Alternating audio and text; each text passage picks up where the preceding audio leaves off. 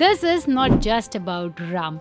It is India's culture, tradition, nostalgia, and pure emotion for many people. Hi everyone, welcome to Bottle Secret. Today I'll be talking about India's iconic spirit, Old Monk,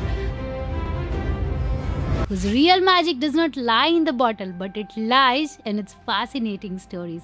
So let's go back in 1855 when Edward Dyer started not just India's but Asia's first brewery in Kasauli, Himachal Pradesh. He also set up a couple of more breweries in Simla and Solan. Well, later in 19th century, a famous British entrepreneur named H.G. Macon from the famous brewing town of Burton-on-Trent, England, came to India and started expanding his brewing industry. He started Macon and Company. In 1887, he acquired Simla and Solan breweries from Edward Dyer. Well, after independence, both Edward Dyer and Macon started working together and formed Dyer and Macon Company. At the same time, Indian industrialist Narendranath Mohan, who entered the brewing industry of India, started buying majority of stakes of Dyer and Macon Company. And at the end, what he did is just fascinating. He just made rum production possible with brewery-like setup.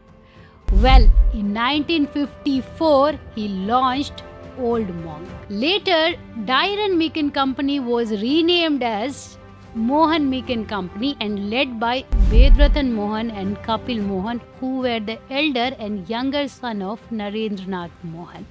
From then, they started supplying Old Monks to civilians as well as the armed forces. Well, Kapil Mohan, who was the younger son of Narendranath Mohan, was a brigadier in army.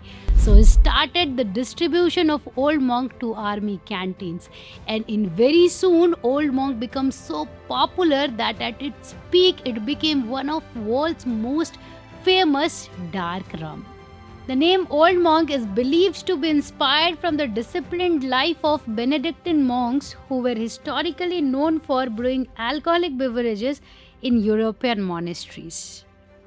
Well, for a classic Indian Old Monk-like experience, people enjoy it with Coke, some ice cubes and squeezes of lemon. However, I like it with soda.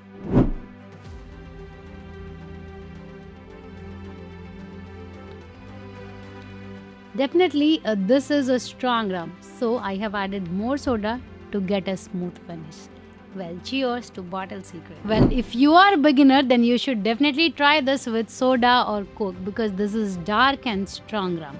Well, the taste is not bad because I added more of soda. It gives a smooth finish and also gives a caramel touch. Well, I like this with some dark chocolate, brownie or some plum cake. So next time when you are drinking Old Monk, just remember you are not just drinking rum, you are holding a glass of India's tradition and India's drinking culture. Follow Bottle Secret for more such interesting Old Monk-like stories. Thank you for watching.